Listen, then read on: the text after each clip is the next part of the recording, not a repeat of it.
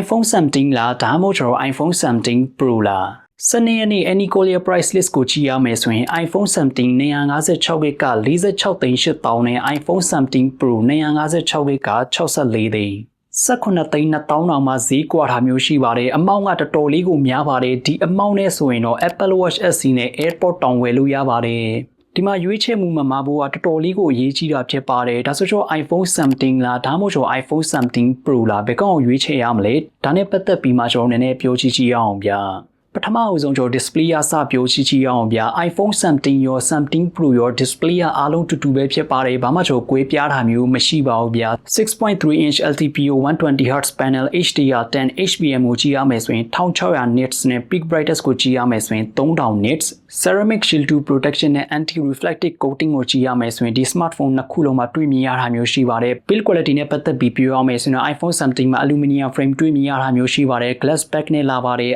iPhone 17 Pro ကိုကြည့်ရမယ်ဆိုရင် aluminum unibody သုံးထားပြီးမှကြောပတ်ချမ်း glass ကိုတော့ ceramic shield 2 သုံးထားပြီးပါတယ်titanium နဲ့ aluminum ဘက်ပြန်ဆင်းသွားတာမျိုးရှိပါတယ် design နဲ့ပတ်သက်ပြီးပြောရမယ်ဆိုရင်တော့ Pro ဆိုတဲ့အတိုင်းပဲပေါ့ဗျာ Pro triple camera setup တွေ့မြင်ရမှာဖြစ်ပါတယ်17 Pro မှာကြည့်ရမယ်ဆိုရင်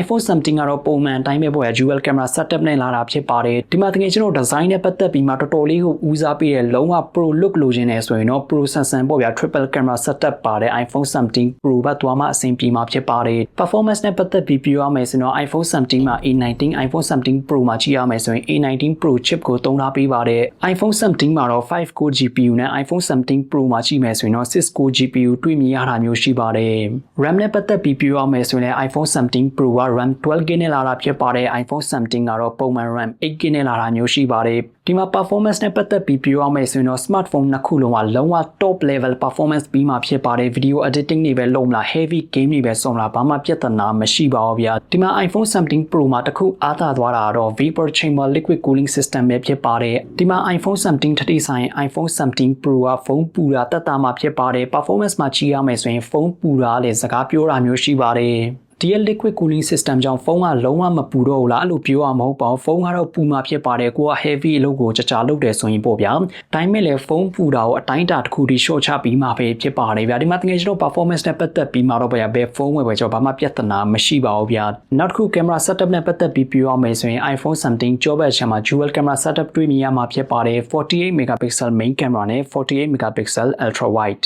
4K 60fps ဒီ video ရိုက်လို့ရပါတယ်iPhone 17 Pro ကြောပတ်အချမ်းမှာကြည့်ရမယ်ဆိုရင်တော့ triple camera setup 48 megapixel main camera 48 megapixel ultra wide နဲ့48 megapixel telephotoနောက်တစ်ခုကတော့ဒီဗီဒီယိုနဲ့ပတ်သက်ပြီးမှ Pro user တွေအတွက် Apple Lock ဒီ ProRes RAW လို့နဲ့လည်းဗီဒီယိုတွေပါရိုက်လို့ရပါတယ်ဒါ17 Pro မှာပဲရိုက်လို့ရတာဖြစ်ပါတယ်ဒီ feature ကိုအသုံးပြုတဲ့သူကိုကြည့်ရမယ်ဆိုရင်တော်တော်လေးကိုနည်းတာဖြစ်ပါတယ်ဒီလောက်ပေါ့ဗျာ advanced ဖြစ်တဲ့ feature တွေကိုအသုံးပြုတဲ့သူတယောက်အနေနဲ့တော့ဒီ DSLR တို့ mirrorless တို့နဲ့ကျွန်တော်ဗီဒီယိုတွေပါရိုက်မယ်ဆိုတာသိကြပါတယ်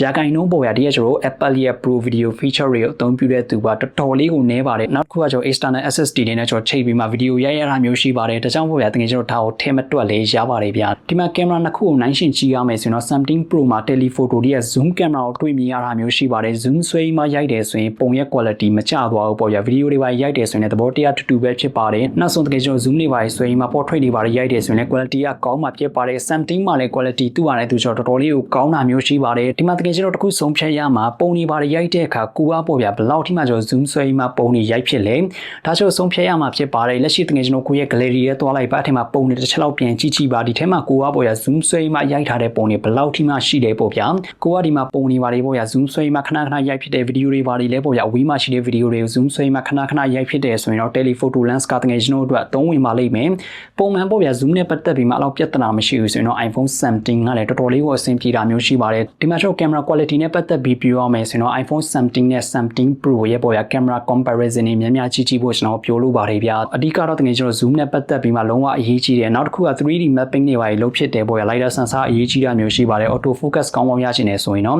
ဒီ Pro ကသွားမှအဆင်ပြေမှာပဲဖြစ်ပါတယ်ဗျ camera comparison တွေလောက်ရှိဖို့ကျွန်တော်ပြောလို့ပါတယ်ဗျ selfie camera နဲ့ပတ်သက်ပြီးပြောအောင်မယ်ဆိုရင် iPhone 17 ရော 17 Pro ရော 18 megapixel center stage selfie camera နဲ့လာတာဖြစ်ပြီး 4K 60fps ဒီဗီဒီယိုရိုက်လို့ရပါတယ်17 Pro မှာကြည့်ရမယ်ဆိုတော့ပုံမှန်အတိုင်းပဲဒီ Apple Lock တို့နောက်တစ်ခုက ProRes RAW တွေပါရိုက်လို့ရမှာဖြစ်ပါတယ်နောက်တစ်ခု battery နဲ့ပတ်သက်ပြီးပြောအောင်မယ်ဆိုရင် iPhone 17 က 3690mAh 17 Pro ပေါ့ဗျာ SIM အလုံးကိုကြည့်ရမယ်ဆိုရင်3998 mAh eSIM ကိုကြည့်ရမယ်ဆိုရင်4250 mAh တွေ့မြင်ရမှာဖြစ်ပါတယ်ကိုက SIM အလုံးပဲဝယ်မယ်ဆိုရင်တော့ battery ကမတိမ်မြင့်လို့ပြောလို့ရပါတယ်တခြားဘာတွေကွာသွားလဲဆိုတော့ iPhone 17ရဲ့ USB port ကိုကြည့်ရမယ်ဆိုရင် USB 2.0 ဖြစ်ပါတယ် iPhone 17 Pro မှာကြည့်မယ်ဆိုရင်တော့ USB 3.0 ဖြစ်ပါတယ်ဒါကြောင့်ဘယ်နေရာမှာအလုပ်လုပ်လဲဆိုတော့တကယ်ကျွန်တော် SSD နဲ့ပေါ့ဗျာ data တွေဘာတွေ transfer လုပ်တယ်ဆိုရင် 17 Pro ကပိုပြီးမှမြန်မှာဖြစ်ပါတယ်နောက်တစ်ခုက iPhone 17 ထိဆိုင် iPhone 17 Pro ရဲ့ mic ကပိုကောင်းတာဖြစ်ပါတယ်17မှာကြည့်ရမယ်ဆိုရင်တော့ mic နှလုံးနဲ့လာပါတယ်17 Pro မှာကြည့်ရမယ်ဆိုရင်တော့ mic ၄လုံးတွေ့မြင်ရမှာဖြစ်ပါတယ်